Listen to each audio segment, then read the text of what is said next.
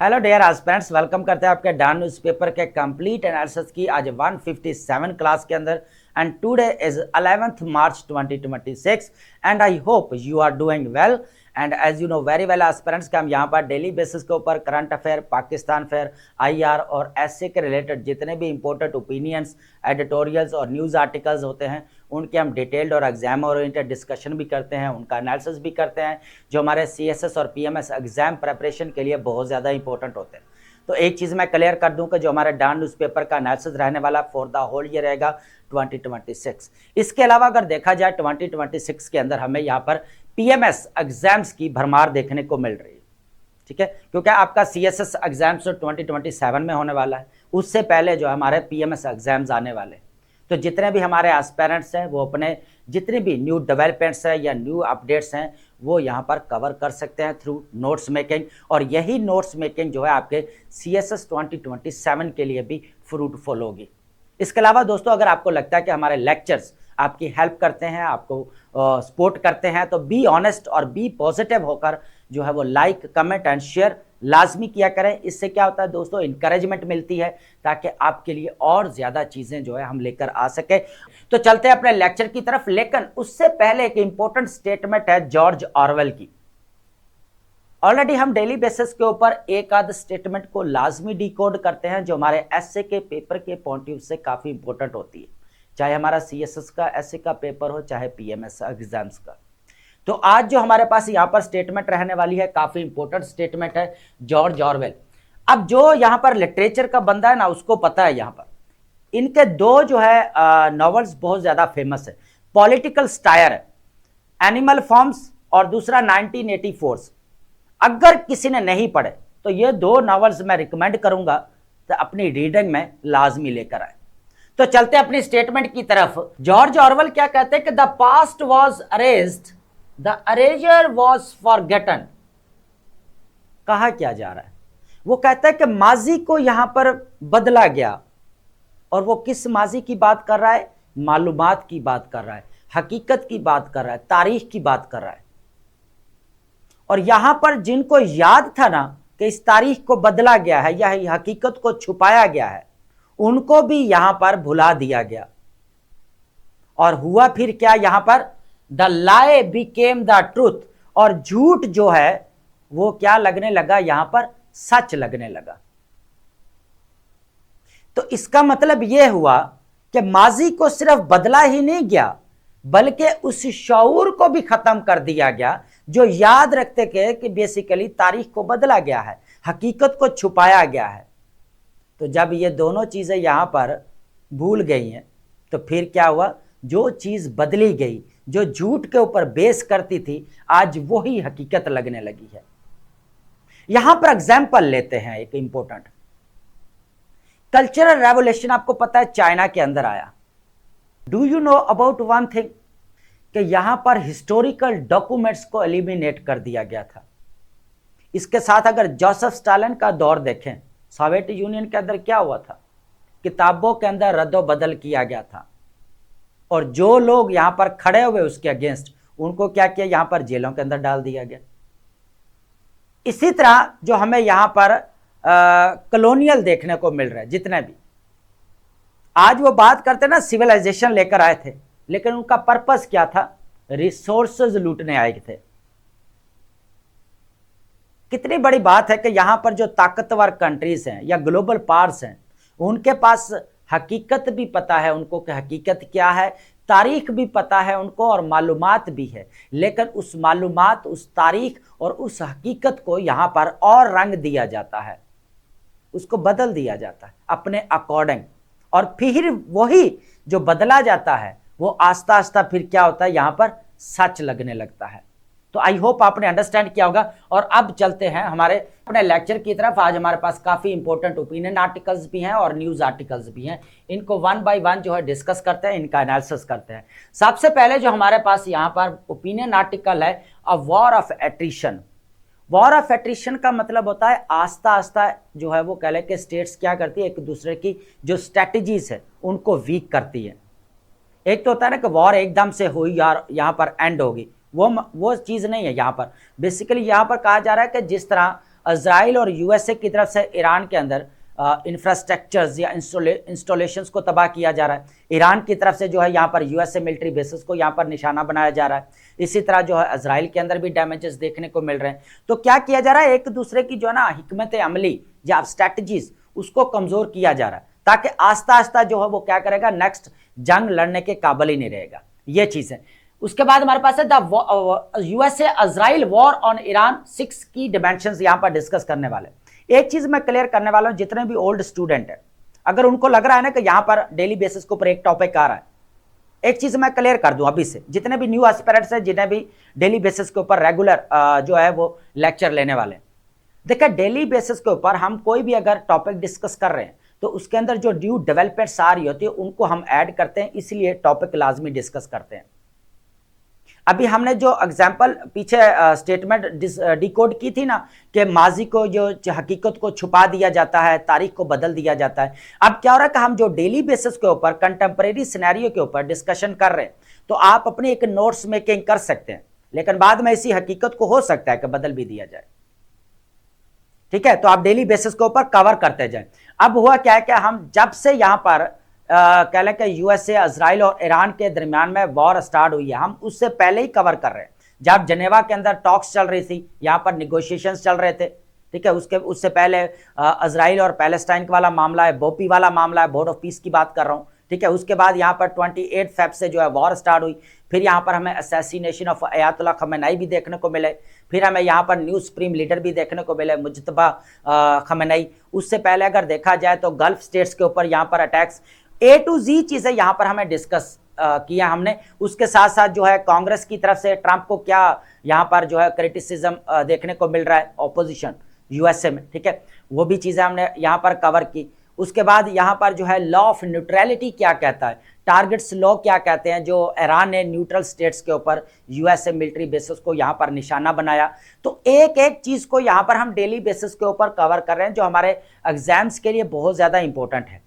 इस इंफॉर्मेशन को अगर आप, मैंने पहले भी बोला था, वॉर एंड कॉन्फ्लिक्ट का एक पेज लाजमी बनाइए, और जितनी भी इंफॉर्मेशन है, जितने भी इंपॉर्टेंट फैक्ट्स एंड फिगर्स हैं, स्टेटमेंट्स हैं, उनको आप लाजमी जो है वो नोट डाउन करते जाएं। तो आज जो हमारे पास इसके अंदर न्यू पॉइंट्स है ना, रिसेंटली तो हमने डिस्कस किया था ना कि कांग्रेस की तरफ से जो वो ट्रंप को काफी क्रिटिसिज्म का सामना करना पड़ रहा है, ग्रीगरी मिक्स की हमने यहाँ पर स्टेटमेंट्स को डिस्कस किया, ठीक है। उसके अलावा भी बहुत सारी हम चीजें यहाँ पर ऐड कर रहे हैं डेली बेसिस के ऊपर। आज जो हमारे पास यहाँ पर कुछ पॉइंट्स इसके अंदर रहने वाले हैं ना, वो कह लें कि इस जंग को ना एक मजहबी रंग दिया जा रहा है, बेसिकली ये बात की जा रही है। इसके अंदर जो स्टेटमेंट्स है ना लिंडसे ग्राहम की, वो डिस्कस करने वाले हैं, बोर्ड ऑफ पीस को भी देखेंगे यहाँ पर, और थोड़ा सा ओवरव्यू लेंगे, ठीक है। और जितने भी न्यू एस्पिरेंट्स हैं, देखें डेयर, हम यहाँ पर ऑलरेडी डेली बेसिस के ऊपर जो है वो चीजें डिस्कस कर रहे हैं। ऐसा नहीं है कि हम यहाँ पर स्किप आज कर रहे हैं तो आपको लग रहा होगा कि सर आपने वो चीजें छोड़ दी हैं। तो मैं एक चीज क्लियर कर दूं कि या हमने इन डेप्थ जाकर जो है वो कह लें कि जो यूएसए और इजराइल के दरमियान में वॉर हो, इसको भी कवर किया। पाकिस्तान और अफगानिस्तान के दरमियान में जो हमें कन्फ्रंट्रेशन देखने को मिली, वो भी हमने कवर की। तो डेली बेसिस के ऊपर हम जो भी न्यू डेवलपमेंट्स आ रही उनको कवर कर रहे हैं। तो फिर वही बात होगी कि यहाँ पर जो हकीकत है ना, उसको भी फिर बदल दिया जाएगा। फिर आप देखेंगे कि वो जो इन्फॉर्मेशन ऑथेंटिक थी वो भी किधर के भी, अब वो कैसे नोट करें, अब वो कहाँ से ढूंढे हम।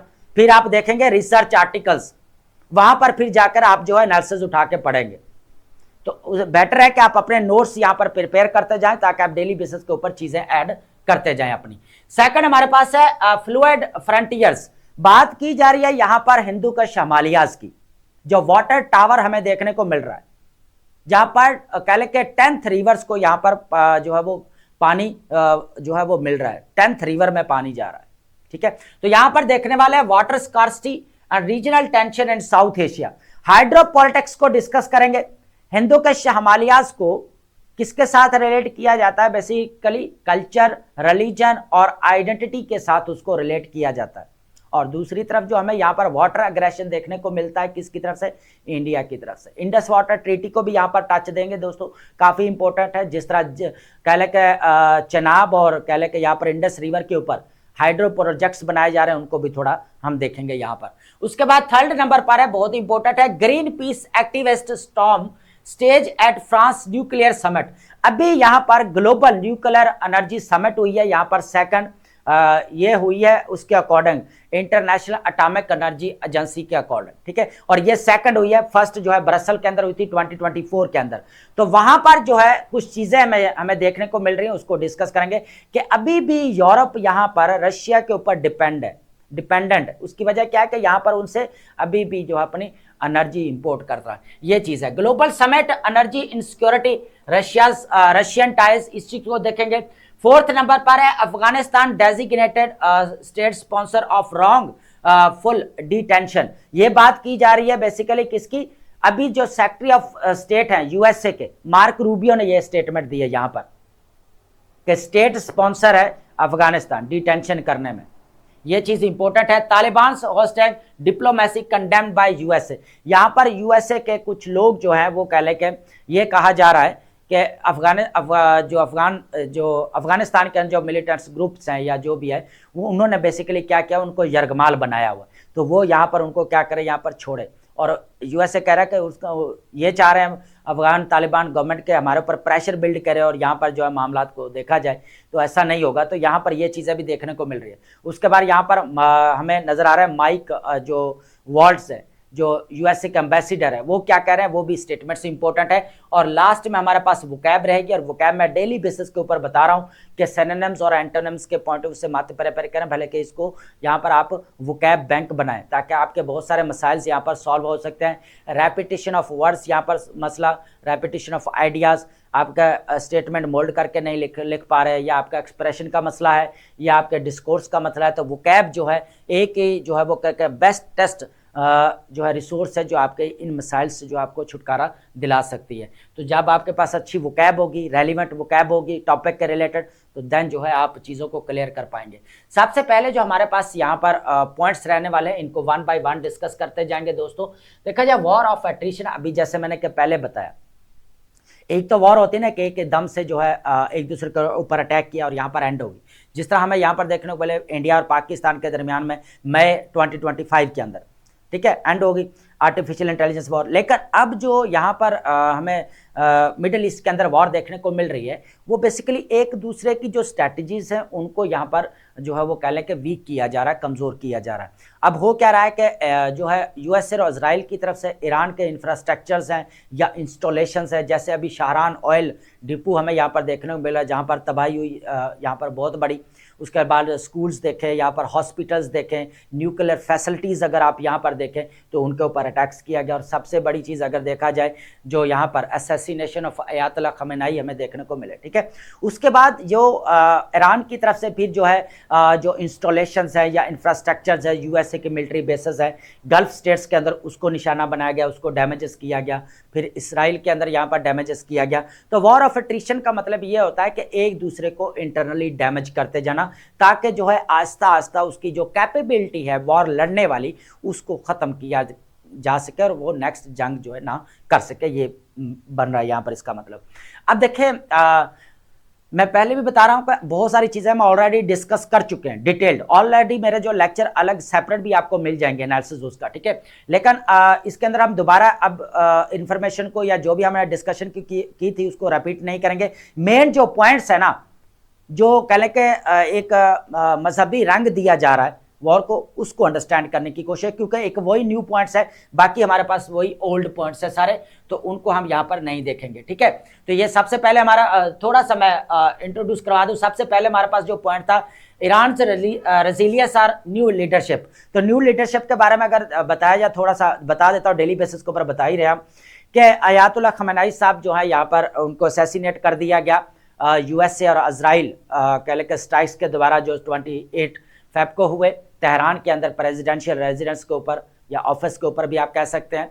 तो फिर क्या हुआ कि यहाँ पर अभी जो न्यू सुप्रीम लीडर यहाँ पर बनाए गए मुजतबा खमेनी, तो यहाँ पर ट्रंप की जो स्टेटमेंट है वो भी हम ऑलरेडी डिस्कस कर चुके हैं। According to international media, BBC आप देख सकते हैं, रॉयटर्स, CNN आप चेक कर सकते हैं, गार्डियन न्यूज़ चेक कर सकते हैं, तो देखा जाए तो यही कहा जा रहा है कि ट्रंप की तरफ से कि हमें जो है वो मुजतबा खमेनी जो है वो कबूल नहीं है। मीन्स उन्होंने बिल्कुल क्लैरिटी के साथ कहा है कि अनएक्सेप्टेबल, बिल्कुल कबूल नहीं है।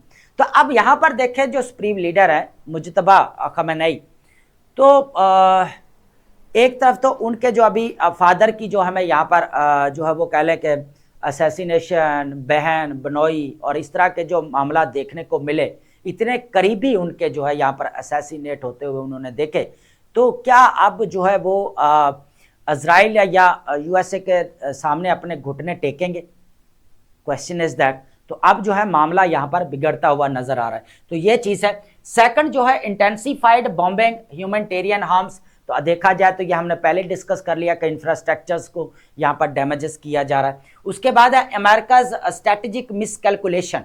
मिसकैलकुलेशन का ये था, थोड़ा सा इसका ओवरव्यू ले लें। रेजिम चेंज के बारे में ऑलरेडी मेरे लेक्चर्स ऊपर पढ़े हैं, एनालिसिस पढ़ा है। हमारा एग्जाम ओरिएंटेड एनालिसिस रहता है। बेसिकली मैं एक डिस्क्लेमर दे रहा हूँ, जितने भी एस्पिरेंट्स हैं, हमारा कोई न्यूज़ देना काम नहीं। हमारा पर्पस ये है कि जो है वो एजुकेशनल पर्पस है कि आपके एग्जाम की प्रिपरेशन के लिए करंट अफेयर्स को यहाँ पर कवर किया जाए, ठीक है। पाकिस्तान अफेयर को, इंटरनेशनल रिलेशंस के लिए मटेरियल जो है वो कलेक्ट किया जाए, ताकि जो है आप डेली बेसिस के ऊपर जो है चीज़ें यहाँ पर नोट डाउन करते जाएं, ठीक है। किसी को भी हमारा कोई इंस्टीट्यूशंस या कोई भी है तो उसका हमारा बिल्कुल भी क्रिटिसिज्म नहीं बनता। जितने भी एस्पिरेंट्स हैं, हमें यहाँ पर एक बैलेंस अप्रोच के साथ अपना एनालिसिस लेकर चलना पड़ेगा दोनों साइड से, ठीक है। तो अब देखें यहाँ पर रजीम चेंज की बात की जा रही है। रजीम चेंज के बारे में ऑलरेडी हमारी डिस्कशन हो चुकी है, ठीक है। अब रजीम चेंज क्या है कि एक पॉलिटिकल लीडरशिप को या उसको असैसिनेट करने से या उसको टॉपल करने से रजीम चेंज नहीं होती, ये चीज़ तो ऑलरेडी क्लियर है और बता भी चुके हैं ये लेक्चर्स के अंदर, क्योंकि पूरा सिस्टम, आपको पॉलिटिकल सिस्टम चेंज करना पड़ेगा रजीम चेंज के अंदर। अब क्या हुआ कि यहां पर मिस कैलकुलेशन क्या है, इस चीज को अंडरस्टैंड करते हैं। वेनेजुला वाला केस आपके सामने ही है। यूएसए ने समझा कि भाई वेनेजुला के ऊपर निकोलस मदुरो को जैसे अरेस्ट किया गया, उसको जो है यहाँ पर ब्लॉक किया गया, पूरा इंपोर्ट एक्सपोर्ट उसकी बंद की गई और फिर यहाँ पर उसको जो है क्या किया गया, अरेस्ट कर लिया गया। तो अब इनको लगा यूएसए को हम ईरान भी इसी तरह करेंगे, लेकिन इनको भूल थी, क्योंकि ईरान एक तो इनका जो एक फासला बहुत ज़्यादा है, दूसरा जो है ईरान जो है अगर देखा जाए ना रीजनल लेवल के ऊपर मिडिल ईस्ट के अंदर उसकी एक हेजमनी मानी जाती है, उसकी एक डोमिनेंस कंसीडर की जाती है, क्योंकि उसके साथ हिजबुल्लाह भी हमें देखने को मिलेगा, हिमास भी देखने को मिल रहा होगा और सऊदीज़ भी देखने को मिल रहा है। तो उसकी एक हेजमनी है यहाँ पर रीजनल लेवल के ऊपर। तो वही मिस्टेक यहाँ पर क्या होते हुए मैं नजर आई, जो मिस कैलकुलेशन है बेसिकली यूएसए की तरफ से, तब भी हम यह भी पूरा अपना कंट्रोल कर लेंगे। अब जो वेनेजुला के अंदर अजीब चेंज नहीं हुई, वहां पर अभी भी सोशलिज्म है। वहां पर जो डेल्सी रोड्रिगोज है वो वाइस प्रेसिडेंट थी, उनको प्रेसिडेंट बना दिया गया और वो जो है यूएसए के साथ कोऑपरेशन करने के लिए तैयार। इस तरह यूएसए का पूरा कंट्रोल हो गया। अब ईरान के ऊपर भी कंट्रोल हासिल करना चाहता था, लेकिन नहीं हुआ। अब मसला जो है यहाँ पर बिगड़ चुका है। इसी वजह से जो है यहाँ पर ट्रंप को बार बार जो है वो क्रिटिसिज्म भी देखने को मिल रहा है। अकॉर्डिंग टू इंटरनेशनल मीडिया, मैं बार बार बोल रहा हूँ ये चीज़ कि हमें जो यहाँ पर इंटरनेशनल मीडिया से देखने को मिल रहा है वही हम बात कर रहे हैं, बीबीसी है, CNN आपका, रॉयटर्स है, तो इसे तो वहाँ पर कांग्रेस की तरफ से काफ़ी क्रिटिसाइज किया जा रहा है यहाँ पर ट्रंप को। हालांकि ये रेजोल्यूशन भी यहाँ पर पेश की गई कि भाई जो है ना आप प्रेसिडेंट जो यूएसए का कॉन्स्टिट्यूशन इख्तियारात नहीं देता कि आप अकेले जो है वॉर का डिसीजन लें, ठीक है, किसी स्टेट के अगेंस्ट। कांग्रेस ये डिसाइड करेगी पार्लियामेंट के अंदर के वॉर स्टार्ट करनी है या नहीं करनी, ये चीज़ भी है। उसके बाद है Gulf states caught and ceasefire and देखा सॉरी क्रॉस फायर। तो अगर देखा जाए तो जिस तरह इंस्टॉलेशंस को या इंफ्रास्ट्रक्चर्स को यहाँ पर डिस्ट्रॉय किया गया ईरान की तरफ से, ये चीज़ बेसिकली यहाँ पर कही जाए तो ऑलरेडी हम डिस्कस कर चुके हैं, इसके बारे में नहीं करेंगे। मेन पॉइंट्स की तरफ आते हैं, जो हमारे पास पॉइंट है यहाँ पर डिस्कस करने वाला। कहा यह जा रहा है religious rhetoric and ideological framing, ये इंपॉर्टेंट पॉइंट है समझने वाला। ये एक न्यू पॉइंट है, क्योंकि ऑलरेडी हम इसके बारे में डिस्कशन कर चुके हैं, सारा ओवरऑल डेली बेसिस के ऊपर कवर कर रहे हैं। ये एक न्यू डेवलपमेंट होते हुए नजर आई है। इसके अंदर लिंडसे जो ग्राहम है, क्लोजेस्ट है यहाँ पर ट्रंप साहब के, तो उन्होंने यहाँ पर जो है ना जो ईरान के साथ वॉर है उसको जो है एक मजहबी रंग देने की बात कर रहे हैं। उन्होंने कहा है कि भाई यहाँ पर एक ये कह लें कि conflict and civilisational and faith based terms है, मजहबी रंग दिए जाने की बात हो रही है। आपने भी ऑलरेडी देख ली होंगी सारी चीज़ें, ऑलरेडी आप पोस्ट कार्ड जो पॉडकास्ट भी आप सुन रहे होंगे, न्यूज़ भी सुन रहे होंगे, लेकिन ये चीज़ यहाँ पर देखी जा रही है। तो लिंडसे जो ग्राहम है वो आप क्लोजेस्ट है, तो वो आप एक आपके पास एज एग्जाम्पल आ गई, रेफरेंस आ गई, तो आप यहाँ पर जो है वो कोट कर सकते हैं। तो ये चीज़ देखी जा रही है। उसके बाद है बोर्ड ऑफ पीस की थोड़ी सी बात करेंगे। अनमास्क्ड पाकिस्तान डायलेमा, तो बोपी क्रेडिबिलिटी कोलैप्स पाकिस्तान रिस्क इंटेंजलमेंट इन इंपीरियलिस्ट एजेंडा। इंपीरियलिस्ट एजेंडा किसकी बात की जा रही है? बेसिकली भाई ये कहा जा रहा है कि जो ट्रंप का इंपीरियलिस्ट एजेंडा समझा जा रहा है इसको, तो ये चीज़ है। अब पाकिस्तान इस तरह किस तरह है कि भाई अभी जो अगर देखा जाए तो बोपी का जो नाम है ना, ये कहा जा रहा है कि बोपी का नाम जो है ना बोर्ड ऑफ पीस नहीं होना चाहिए था, बोर्ड ऑफ वॉर होना चाहिए था, ये बेसिकली कहा जा रहा है ना। तो क्या होना चाहिए बेसिकली बोर्ड ऑफ वॉर। तो जिस तरह हमें यहाँ पर वॉर देखने को मिल भी रही है, एक तरफ तो यहाँ पर मिडल ईस्ट के अंदर जो है वो आप पीस की बात कर रहे हैं, दूसरी तरफ जेनेवा के अंदर टॉक्स चल रही हैं, आपकी निगोशिएशंस चल रहे हैं कि भाई जो है मामलात को यहाँ पर सॉर्ट आउट करना है, और दूसरी तरफ जो है आप जो है एक स्मोक स्क्रीन पर्दे के पीछे अपनी जो है वो कह लेके प्रिपरेशन करते हुए नजर आए, तैयारी करते हुए नजर आए, भी हमने ये जो है यहाँ पर टारगेट्स करने हैं तो वो नजर आए। ठीक है, तो दूसरी तरफ ये दोनों की चीजों की तरफ से देखने को मिल रहा है। तो फिर क्या हुआ कि यहाँ पर जो बोपी है, बोर्ड ऑफ पीस बनाया गया, उसका पर्पस क्या था कि भाई यहाँ पर अमन लेके आना, रिकंस्ट्रक्शन की बात की गई, $1 बिलियन जो है यहाँ पर इकट्ठे करने की बात की गई कि गजा के अंदर या पैलेस्टाइन के अंदर जो है रिकंस्ट्रक्शन करनी है, दोबारा रिहेबिलिटेशन होगी। ठीक है, तो उसके लिए जो है सारे मामला हमें देखने को मिल रहे हैं। फिर यूएसए ने भी यहाँ पर कुछ फंड दिए, कुछ गल्फ स्टेट्स ने भी यहाँ पर फंड दिए, तो इस तरह मिल मिला के यहाँ पर काम चल रहा था। फिर क्या हुआ कि ये नहीं पता था कि और चीज़ें चल क्या रही हैं। तो अब ये कहा जा रहा है कि ये कहा जा रहा है कि जो इंपीरियलिस्ट एक एजेंडा नज़र आता है, बेसिकली ये भी कहा जा रहा है कि ये टोटली अगर देखा जाए तो बोर्ड ऑफ पीस और ये सारी चीज़ें अपने अकॉर्डिंग अपने इंटरेस्ट की खातर ये चीज़ें सारी बनाएगी। तो ऑलरेडी आपको सारी चीज़ें ये पता है यहाँ पर। तो ये हमारे पास मेन पॉइंट्स है जिसको हमने यहाँ पर डिस्कस किया। अब बात करेंगे फ्लूइड फ्रंटियर्स की बात करेंगे, इसके अंदर इंपॉर्टेंट पॉइंट्स हमारे पास रहेंगे, इसको ऐड कर लेते हैं यहाँ पर। Water scarcity, regional tension in south Asia, already मामलात को आपको पता ही है। मेन चीज जो यहाँ पर डिस्कशन करने वाली है वो है कि हिंदों के शमालिया रीजन को देखेंगे यहाँ पर। उसके बाद हाइड्रोपॉलिटिक्स एंड वाटर एग्रेशन देखेंगे कि जो इंडिया की तरफ से देखने को मिल रहा है। ठीक है, ये चीज है। लेकिन यहाँ पर हिंदों के हिमालयास की थोड़ा सा ओवरव्यू लेंगे यहाँ पर कि इसको बेसिकली ना आपको भी पता है हिमालयास को, और ये जितना भी ये कह लें कि इसको जो है कल्चर के साथ, रिलीजन के साथ और आइडेंटिटी के साथ इसको रिलेट किया जाता है। ठीक है, अब ये देखा जाए तो एशिया का एक वाटर टावर है। क्या है? एशिया का वाटर टावर है जो 10 मेजर रिवर्स को जो है ये क्या करता है, फिल करता है, उसको भरता है। ठीक है, तो अगर देखा जाए सस्टेनिंग नियरली 2 बिलियन पीपल, तो अगर देखा जाए 2 अरब लोग जो है इसकी वजह से यहाँ पर जिंदा है, इस पानी की वजह से। तो accelerated glacier melt and extreme rainfall intensify risk and turning reverse into potential flash points. ये इंपॉर्टेंट चीज है। क्लाइमेट चेंज की बात की जा रही है कि किस तरह उसके नेगेटिव इंपैक्ट्स पड़ रहे हैं। एक तो यहाँ पर ग्लेशियर्स मेल्ट होते हुए नजर आ रहे हैं, दूसरी तरफ यहाँ पर मॉनसून जो है यहाँ पर रेनफॉल हमें देखने को मिल रही है, फिर फ्लड्स आ जाते हैं यहाँ पर। तो इसकी वजह से बहुत सारा यहाँ पर नुकसान फेस करना पड़ रहा है। ठीक है, ये चीज है। अब एक तरफ तो ये चीज है क्लाइमेट चेंज का हमें यहाँ पर बताया जा रहा है। ठीक है, दूसरी तरफ जो है हमें यहाँ पर इंडस वाटर ट्रीटी अंडर जो है यहाँ पर स्ट्रेन, इस चीज को यहाँ पर देख लेते हैं, इसका ओवरव्यू लेंगे, देन जो है हम आगे चलेंगे।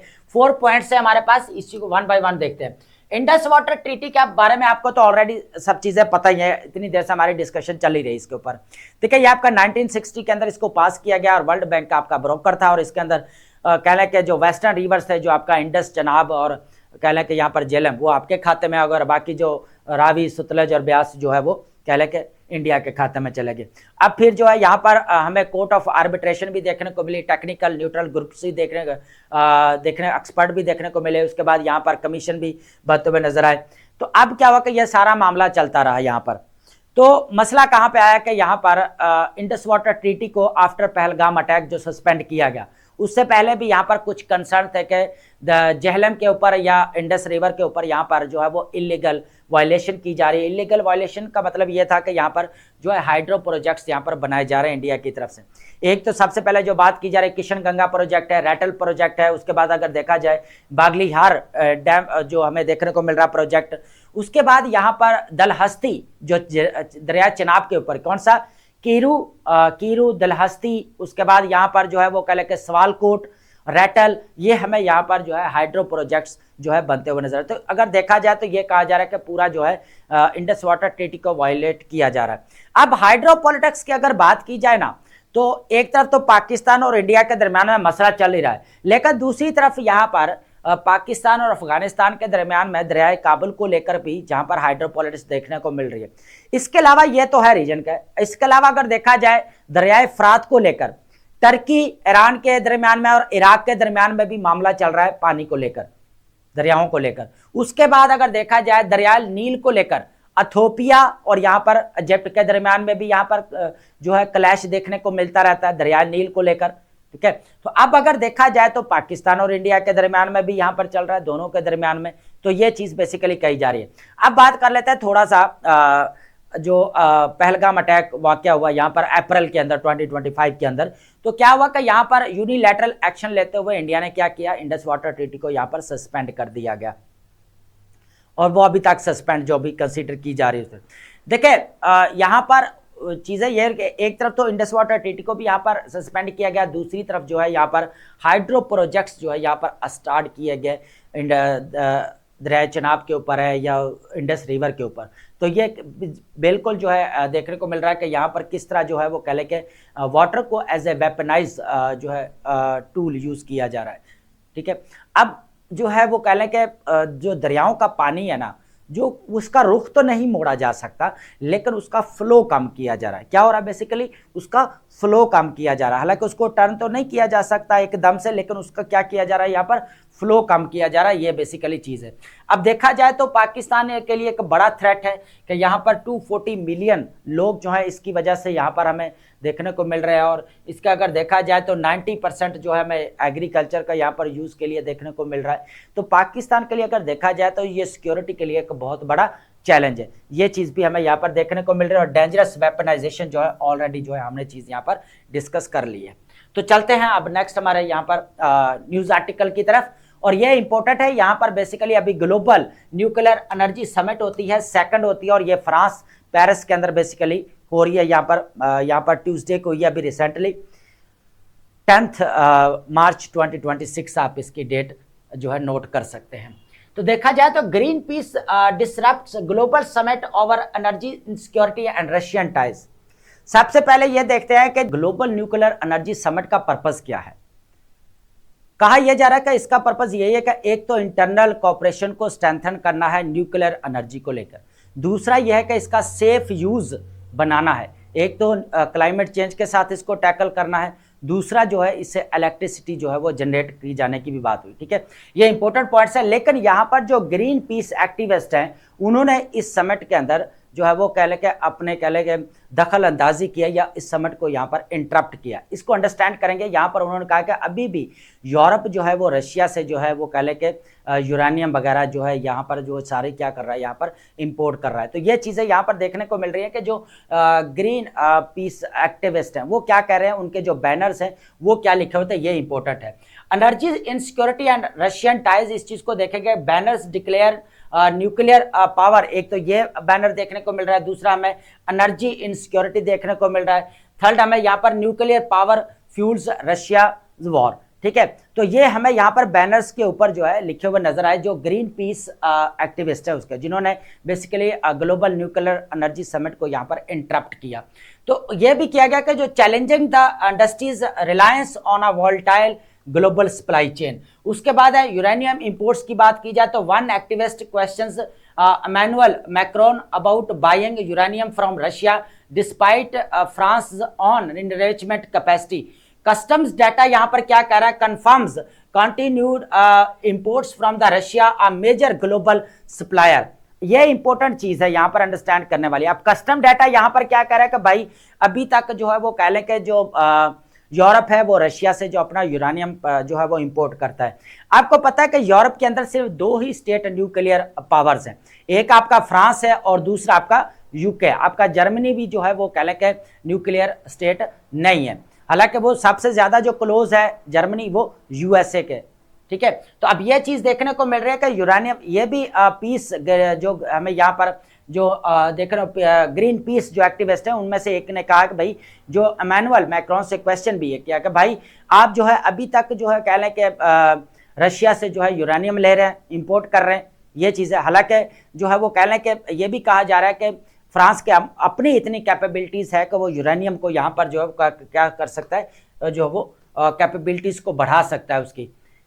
अब यहाँ पर जो है ना चीज़ अंडरस्टैंड करने वाली है कि जो एनाक्रोनिस्टिक गैदरिंग अगर देखा जाए, इन्होंने ये कहा ग्रीन पीस वालों कि criticise the summit as a being out of the touch with the realities of the war in Ukraine. वो कहता है ये बिल्कुल हकीकत से जो है वो कह लें कि परे है। वही बात आ गई ना कि जो है वो कह लें कि the past was arranged and the arranger was forgotten.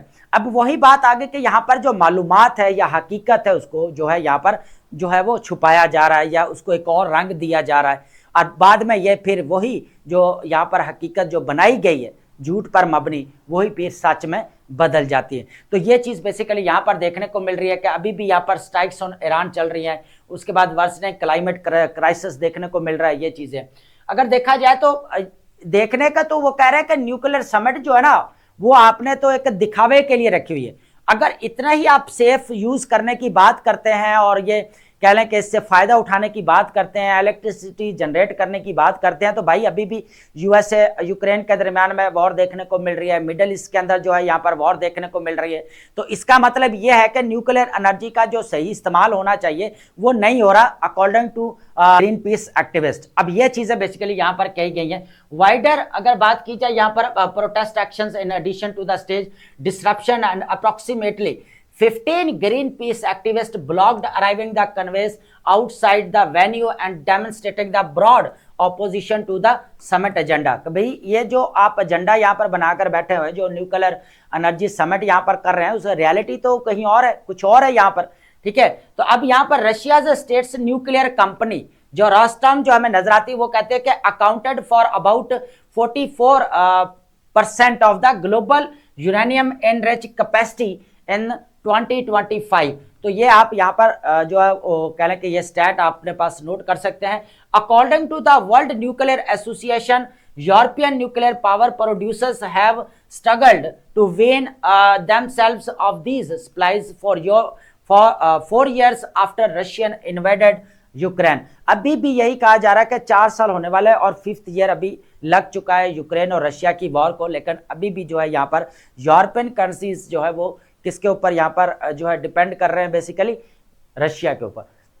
तो रशिया अगर देखा जाए तो 44% जो है उसकी कैपेबिलिटीज है यूरेनियम इनरिचमेंट की। आप ये हिसाब लगा सकते हैं कि ये न्यूक्लियर कंपनी जो रोस्टेम है इसको आप नोट डाउन कर सकते हैं। ये आपके पास एक स्टैट्स आ चुका है। उसके बाद हमारे पास नेक्स्ट जो न्यूज आर्टिकल है, अफगानिस्तान को क्या डेजिग्नेट यहाँ पर किया गया है, इस चीज को यहाँ पर देखते हैं। फॉर्मल यूएसए डेजिग्नेशन अगर देखा जाए secretary of state Mark Rubio ने यहाँ पर कहा है कि ये बिल्कुल एक रॉन्ग फुल जो है डिटेंशन है, जो इनको यहाँ पर जो अरेस्ट किया गया, जो इनको कैप्चर किया गया। अब कैप्चर किया किसको किया गया यहाँ पर, वो जो बोला जा रहा है कि अमेरिकन सिटीजन्स को। और कौन कौन से यहाँ पर महमूद हबीबी और डेनिस कोल को जो है यहाँ पर क्या किया गया, डिटेंड किया गया यूएसए सिटीजन्स को। तो ये चीज़ की जा रही है accusing the Taliban of the using hostage taking to the gain concessions from the Washington. अब ये भी कहा जा रहा है सेक्रेटरी ऑफ स्टेट की तरफ से कि जो अफगानिस्तान है वो बेसिकली इसलिए कर रहा है, ये हॉस्टेज जो डिप्लोमेसी देखने को मिल रही है वो इसलिए कर रहा है ताकि क्या कर सके, वॉशिंगटन से जो है अपने कंसेशंस गेन कर सके। लेकिन ऐसा वो कह रहे हैं कि नहीं होगा, ये चीज बेसिकली यहाँ पर कही जा रही है। तो यहाँ पर stage sponsor of wrong full detention, यहाँ पर यह भी कहा गया कि किस तरह जो है यहाँ पर इनको कह लें कि जो है वो कैप्चर किया जाता है, इनको अगवा किया जाता है और ये अगवा करके फिर जो है वो कहते हैं कि पैसों के बोलते हैं भाई इतने पैसे दो। ये चीज़ें बेसिकली कही जा रही है according to secretary of state Mark Rubio, ठीक है, ये चीज़ है। उसके बाद तालिबान रिग्रेटेबल अगर बात की जाए स्टांस, तो अफगान तालिबान ने क्या कहा है कि यूएसए डिसीजन रिग्रेटेबल की बात कर रहा है कि ये तो बड़ी अफसोसनाक जो है यहाँ पर स्टेटमेंट दी गई है। Expressing desire to resolve the issue of the detain USA citizen, अगर देखा जाए तो उन्होंने कहा भाई जो इशू को यहाँ पर जो है वो रिजॉल्व किया जाना चाहिए, लेकिन यूएसए की तरफ से ये कहा जा रहा है कि महमूद हबीबी और डेनिस कोयल को यहाँ पर जो है वो जो है पहले सबसे पहले छोड़ना चाहिए। अब जो इंपॉर्टेंट यहाँ पर है UN engagement question, USA ambassador Mike Waltz क्या कहते हैं, इस चीज को यहां पर अंडरस्टैंड करना पड़ेगा। वो कहते हैं challenge the UN security council on the continue international assistance.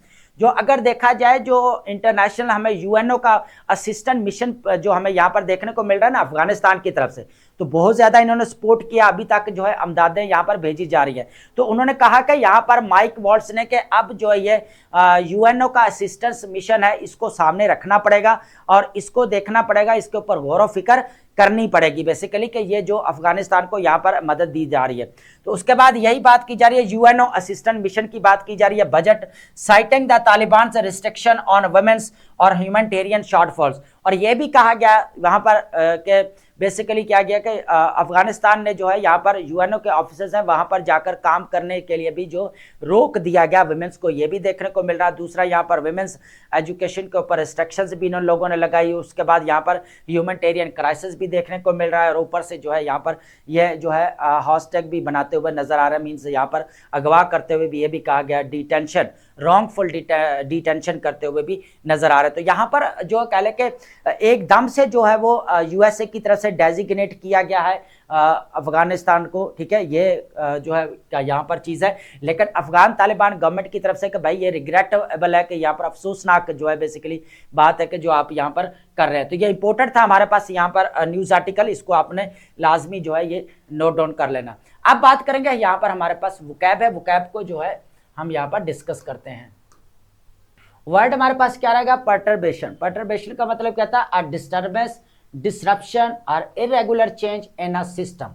Basically क्या कहा जा रहा है कि निज़ाम के अंदर खलल पड़ जाना, परेशान कौन सूरत हाल पैदा हो जाना, या आप ये भी कह सकते हैं कि बेतरतीबी आ जाना निज़ाम के अंदर।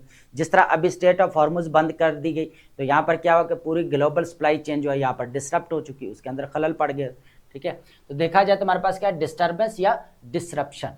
उसके बाद सिक्वेस्टर, सिक्वेस्टर का मतलब क्या था, टू आइसोलेट, सेट अपार्ट और separate something from normal contact or use, ठीक है। क्या करना, किसी को किसी से जो अलग कर देना या अलहदा कर देना, आप कह सकते हैं आइसोलेट कर देना या सेग्रीगेट कर देना, अलग कर देना या अलहदा कर देना।